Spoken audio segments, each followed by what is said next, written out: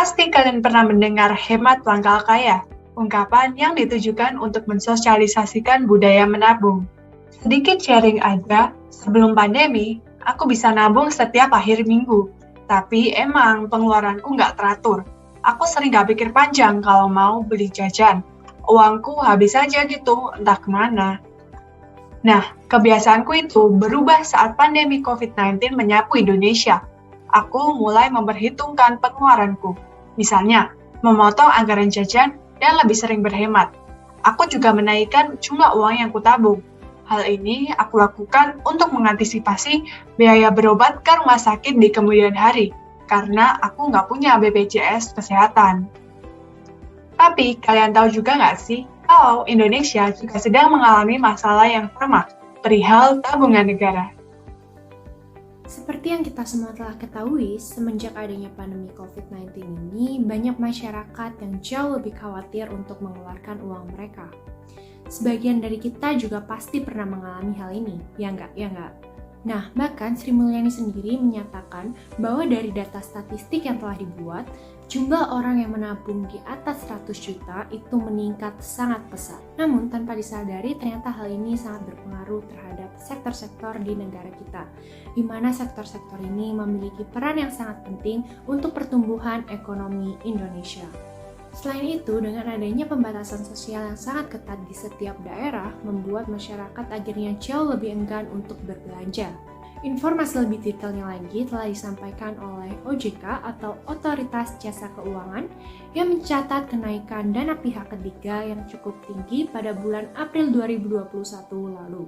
Berdasarkan statistik perbankan Indonesia yang dikeluarkan oleh OJK, dana pihak ketiga dari Bank Umum itu telah naik sebesar 10,9% menjadi 6.789,49 triliun dibandingkan dengan bulan April 2020 lalu. Peningkatan ini sebenarnya telah terjadi sejak adanya COVID-19 karena masyarakat jauh lebih memilih untuk menabung daripada harus mengeluarkan uang mereka untuk konsumsi. Dengan tujuan mereka dapat menghemat dan juga menyiapkan dana jika terjadi hal-hal yang tidak diinginkan. Nah, pasti kalian semua penasaran banget tentang apa yang udah dilakuin sama pemerintah kita untuk mengatasi masalah ini kan? Tentu aja ada beberapa solusi baik yang udah dilaksanakan, akan dilaksanakan, maupun yang belum berjalan secara optimal. Pemerintah Indonesia udah mengalokasikan dana untuk program pemulihan ekonomi nasional atau yang disingkat PEN dalam usaha perbaikan konsumsi loh. Hal ini dilakukan untuk meningkatkan daya beli masyarakat berpenghasilan rendah sekaligus mendorong konsumsi masyarakat. Dari data-data yang dikumpulkan oleh kami supaya kalian tidak repot, perlindungan sosial kepada masyarakat diberikan dalam beberapa bentuk, yaitu yang pertama bantuan sosial, yang kedua bantuan langsung tunai dana desa, yang ketiga bantuan langsung tunai BPJS Ketenagakerjaan sebesar Rp600.000 untuk karyawan swasta yang mempunyai gaji di bawah 5 juta rupiah per bulan, yang keempat program keluarga harapan, yang kelima subsidi listrik, yang keenam kebijakan bebas uang muka kredit baik atas kendaraan bermotor maupun properti, dan yang terakhir adalah insentif diskon pajak penjualan atas barang mewah.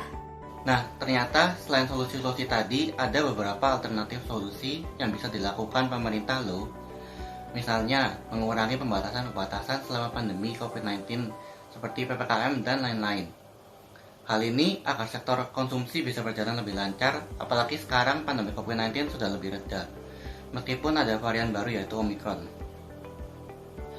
Tapi tentunya pengurangan pembatasan ini tetap harus disertai ketaatan pada protokol kesehatan juga. Lalu, saat jumlah uang beredar lebih kecil daripada jumlah uang yang ada di bank, maka pemerintah harus membuat kebijakan-kebijakan. Misalnya menurunkan suku bunga bank agar masyarakat menarik uang dari bank, dan lain-lain. Hal ini dilakukan untuk mencegah kenaikan harga barang. Jika ditinjau dari sisi makroekonomi, masyarakat menabung untuk precautionary saving atau tabungan non-pengeluaran sebagian dari pendapatan yang terjadi sebagai tanggapan atas ketidakpastian mengenai pendapatan di masa depan. Nah, mendefinisikan konsep ini, masyarakat menabung dari pendapatan mereka saat ini untuk memperlancar aliran konsumsi yang diharapkan dari waktu ke waktu. Dampak dari precautionary saving diwujudkan melalui dampaknya terhadap konsumsi saat ini, karena masyarakat menunda konsumsi mereka saat ini untuk dapat mempertahankan tingkat utilitas konsumsi di masa depan jika pendapatan turun. Nah, beberapa contoh kejadian yang menciptakan kebutuhan untuk menabung untuk berjaga-jaga itu termasuk risiko kesehatan, risiko bisnis, pengeluaran yang tidak dapat dihindari, dan risiko perubahan pendapatan tenaga kerja, tabungan untuk pensiun dan pendidikan anak nantinya. Nah, precautionary saving itu terkait erat dengan investasi. Jika pendapatan tidak digunakan untuk membeli komoditas dan jasa, ada kemungkinan bahwa tabungan untuk berjaga-jaga ini dapat diinvestasikan untuk menghasilkan modal tetap dan mencapai pertumbuhan ekonomi. Tingkat tabungan pencegahan yang lebih tinggi akan menyebabkan pertumbuhan kekayaan bersih individu yang lebih tinggi. Nah, dalam fungsi saving atau fungsi tabungan, untuk mencari tabungan nasional sendiri itu adalah pendapatan nasional atau Y dikurangi dengan konsumsi rumah tangga atau C dikurangi dengan pengeluaran pemerintah atau G. Nah, jadi tabungan pemerintah ini secara keseluruhan dipengaruhi oleh tidak hanya dari faktor pemerintah saja, tapi ada juga dari konsumsi rumah tangga. Nah, keduanya ini saling terpengaruh ke saving secara nasional. Mengenai hal tersebut, masyarakat ditinjau lebih memilih untuk menabung di industri perbankan. Karena perbankan adalah industri yang menangani uang tunai, kredit, dan transaksi keuangan lainnya, serta menyediakan tempat yang aman untuk menyimpan uang tunai dan kredit ekstra.